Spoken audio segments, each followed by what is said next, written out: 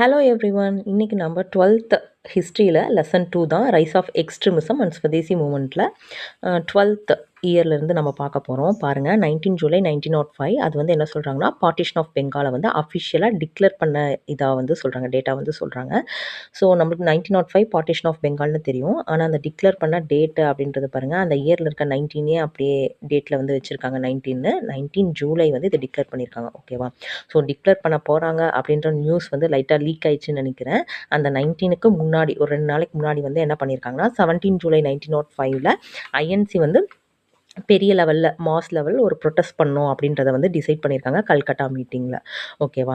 அதுக்கப்புறம் அந்த மாஸ் ப்ரொட்டஸ்ட்டுக்கு அதுக்கும் அடுத்த மாதத்தில் 7th ஆகஸ்ட் 1905 என்ன பண்ணியிருக்காங்க அப்படின்னா, ஃபார்மலாக வந்து சுதேசி மூமெண்ட்டுக்கான ப்ரொக்ளமேஷன் வந்து கொடுத்துருக்காங்க. ஓகேவா?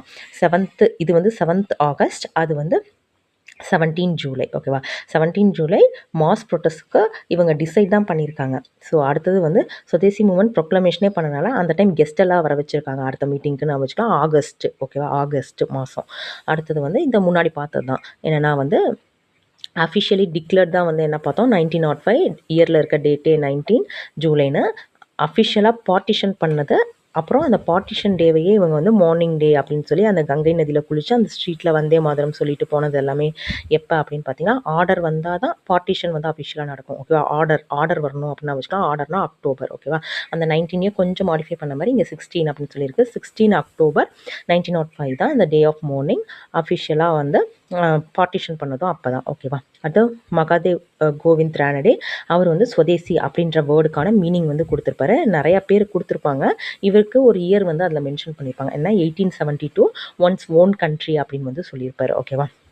ரேனுன்னு இருக்குது. செகண்டாக காம்படிஷனில் ரன்னிங் ரேஸ் காம்படிஷனில் செகண்டாக வந்துட்டார் நான் வச்சுக்கலாம் 1872.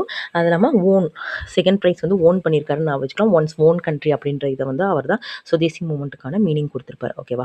அடுத்து டான் சொசைட்டி பாருங்கள். டான்னா என்ன, விடியல் தானே.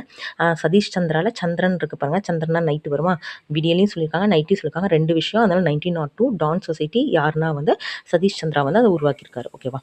அப்புறம் அந்த டான் சொசைட்டியே வந்து என்ன பண்ணியிருக்காங்க அப்படின்னா, நேஷனல் கவுன்சில் ஆஃப் எஜுகேஷன் வந்து ஃபார்ம் பண்ணியிருக்காங்க 1905 5th நவம்பரில். 1905 சுதேசி இதுக்காக நம்ம பார்த்துருப்போம். அந்நிய துணிகளை புறக்கணிச்சிருப்பாங்க. அதுக்கப்புறம் கவர்மெண்ட் ஸ்கூல்ஸு காலேஜ்லாம் வந்து புறக்கணிச்சிருப்பாங்க. அதனால இவங்களே நம்மளுக்கான எஜுகேஷன் கொண்டு வரணுங்கிறதுக்காக ஒரு எஜுகேஷனல் கவுன்சில் வந்து உருவாக்கியிருக்காங்க.